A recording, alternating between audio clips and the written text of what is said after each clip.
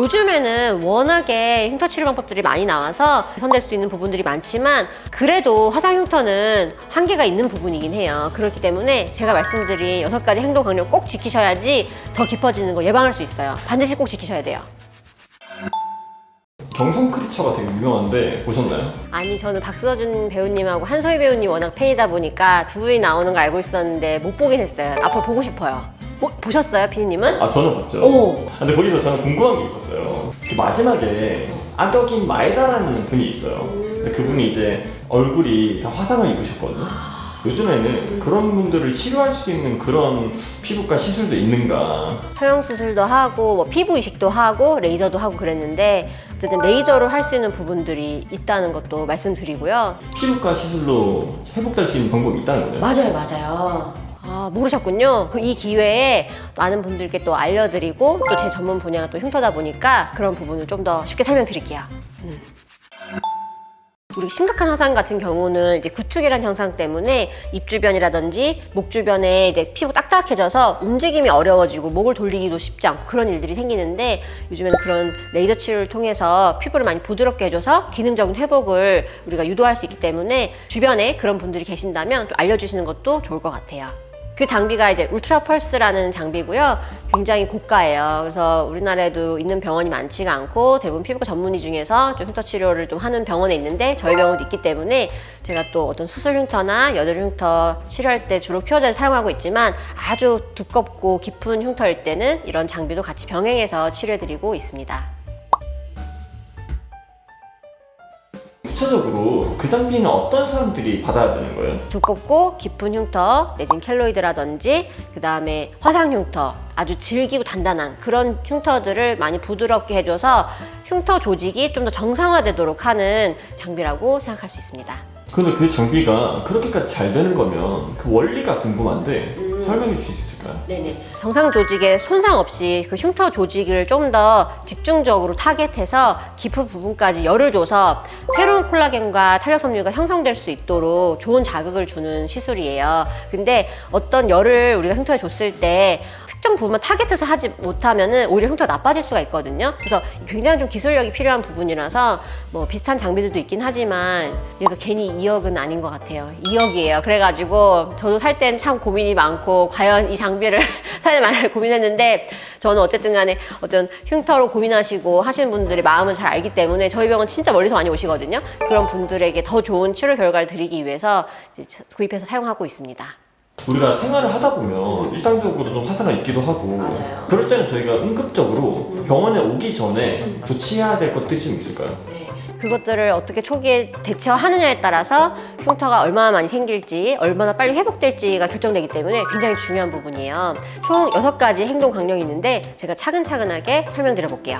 일단 첫 번째로는 수축할 수 있거나 몸에 붙을 수 있는 어떤 옷, 반지, 벨트 이런 것들을 다 제거하는 거예요. 이게 실제로 나중에 드레싱 치료할 때 막 옷이 붙어 있어가지고 떼면서 피부 조직도 같이 떨어져 나가는 경우들도 있고 일단 화상을 입으면 그 자리가 많이 붓거든요. 그러면은 반지 같은 게 나중에 안 빠지거나 벨트가 잘 안 빠질 수가 있어요. 그러니까 좀 단단한 것들 다 풀어가지고 몸에 붙어 있는 걸 좀 제거해야 돼요. 두 번째로는 오염물질이 있다면 흐른 물에 씻겨나갈 수 있도록 빨리 제거하는 거예요. 대부분 라면 끓인 물이라던가 커피라던가 막 어머님도 공통 끓이다가 뭐 이런 일로 되게 많이 오시거든요. 그래서 그런 오염물질을 빨리 일단 제거를 해야지 더 이상 피부 온도가 더 올라가지 않도록 예방할 수 있어요. 흐르는 물로 빨리 차갑게 씻어내주세요. 세 번째는 얼음팩이라든지 얼음물을 대가지고 피부의 온도를 빨리 낮춰주는 건데요. 이게 일단 화상을 한번 입으면 시간이 가면 갈수록 피부가 익어요. 그러니까 하루 이틀 가면 갈수록 그 손상 범위가 점점 밑으로 내려가거든요. 그래서 초기에 빨리 그걸 식혀줌으로 인해서 손상 범위를 빨리 거기서 멈출 수 있도록 해주는 게 중요한데요.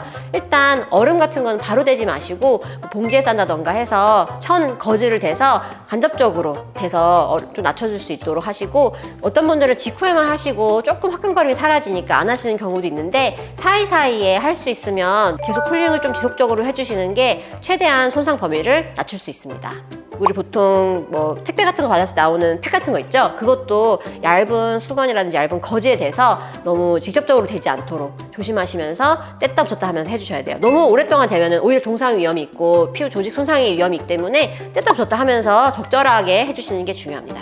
네 번째는 만약에 물집이 생겼다. 그럼 우리가 2도 화상 이상인데 그럴 경우에 가끔 물집이 벗겨가지고 오시는 경우들이 있어요. 근데 우리가 그 물집에 있는 뚜껑 있잖아요. 그게 있냐 없냐에 따라서 이 흉터가 많이 생길 적게 생길지에 대해서 결정이 되거든요. 우리 피부에 자연적으로 생기는 보호막이기 때문에 절대 물집을 제거하지 않고 그대로 오시는 게 제일 좋습니다.